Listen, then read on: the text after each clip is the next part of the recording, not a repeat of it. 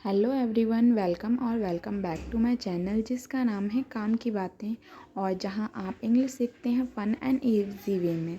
And आज मैं लेकर आई हूं आपके लिए एक story, the grasshopper and the ant.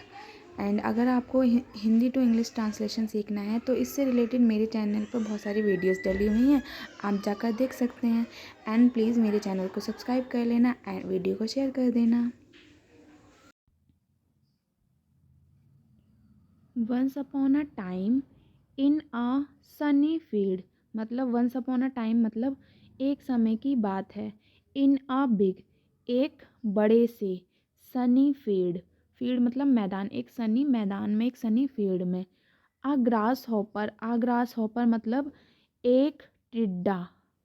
Was hopping around, hopping means होता है कूद कूद कर चलना, जंप करना।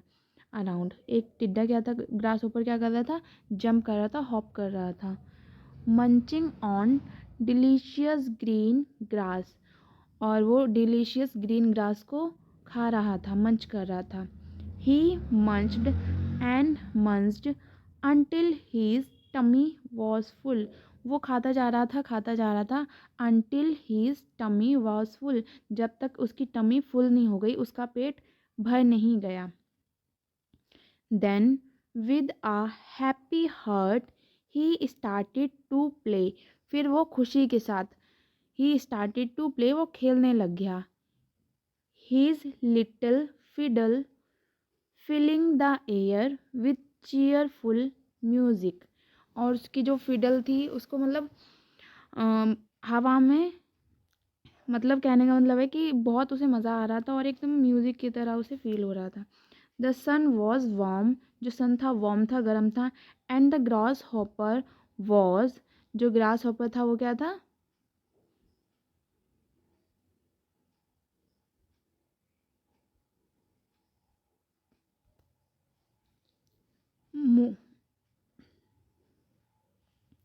Moving the best day ever, और जो ग्रास हॉपर का था ये बहुत अच्छा दिन जा रहा था। As he was as he was playing, जैसे ही वह खेल रहा था, a tiny ant marched by carrying a big piece of corn, क्या कर रही थी, एक आंट, छोटी सी चींटी क्या कर रही थी, जा रही थी वहाँ से। कैरिंग, ले रखा था उसने, a big piece of corn, corn का एक बड़ा सा टुकड़ा ले रखा था। ऑन हीज बैक, अपने बैक पर, पीठ पर। The ant was working very hard, जो आंट थी वो बहुत ज़्यादा मेहनत कर रही थी। His tiny legs moving fast under the weight, उसकी जो टाइनी लेग्स थी वो मूव कर रही थी, वो अंडर द वेट थी, मतलब बहुत ज़्यादा वेट उसने उठा रखा था।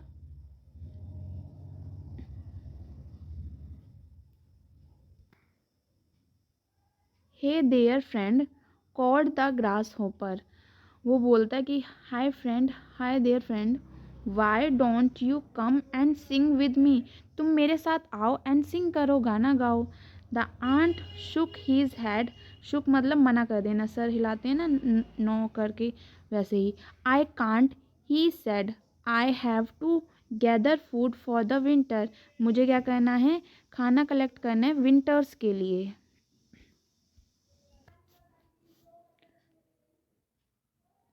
The grass hopper laughed, grass hopper क्या करता है, हंसता है। Winter, but it's Sunny and warm hot now, warm now मतलब तुम विंटर के लिए खाना कलेक्ट कर रहे हो, लेकिन अभी तो सनी एंड वार्म है, मतलब अभी गर्मियों का टाइम है।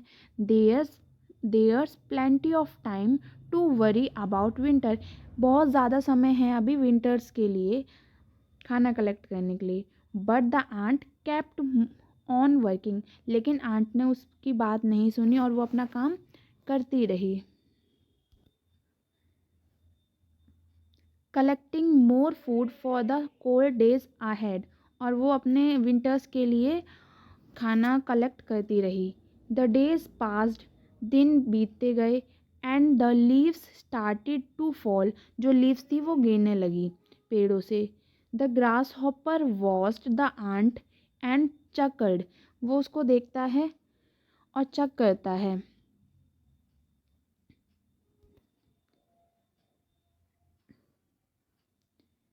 silly ant, he said to himself, winter is so far away, we should enjoy the sunshine।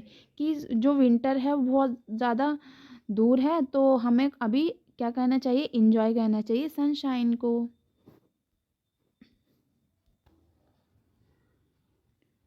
Soon winter arrived with its cold winds and frosty morning।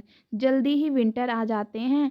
Its cold winds मतलब ठंडी ठंडी हवा चलने लगती है, एंड frosty morning मतलब सुबह के टाइम पे क्या रहता है, बहुत ज़्यादा ठंडा रहता है। The grasshopper shivered in the cold। जो grasshopper है वो ठंड में एकदम शिवरिंग करता है, मतलब कांपने लगता है। Realizing he had no food to eat। और उसे रियलाइज़ होता है कि मेरे पास तो कुछ भी खाने के लिए नहीं है। He was very hungry. उसे बहुत ज़्यादा भूख लगी थी। And very sad. ऑफकोर्स उसे भूख लगेगी तो वो सैड हो जाएगा। He thought about the ant and his big pile of food. फिर उसे याद आता है आंट और आंट के वो बड़ा सा जो उसने फूड कलेक्ट किया था उसके लिए। With hope he knocked on the ant's door. Hope के साथ वो आंट का डोर जो है नॉक करता है। प्लीज़ काइंड आंट बोलता है, प्लीज़ काइंड आंट की दयालु चीटी। The grasshopper said, can I have some of your food. क्या तुम मुझे थोड़ा सा खाना दे सकती हो, क्या मैं तुम्हारा खाना थोड़ा सा ले सकता हूँ। आई एम सो हंग्री, मुझे बहुत ज़्यादा भूख लगी है।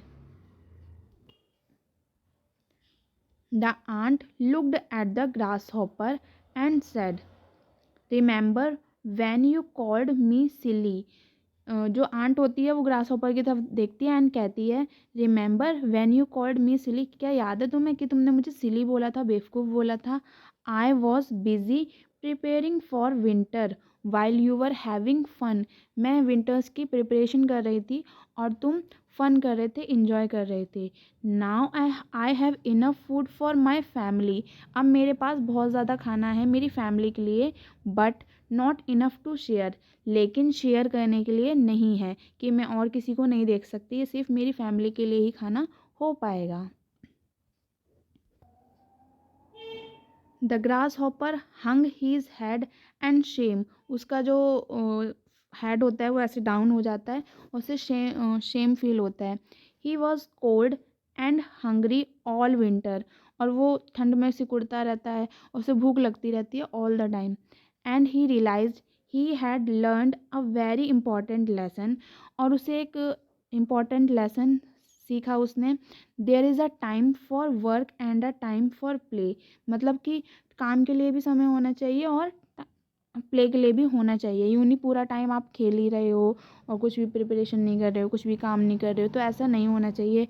आपको खेलने के लिए भी टाइम निकालना चाहिए और काम के लिए भी टाइम निकालना चाहिए।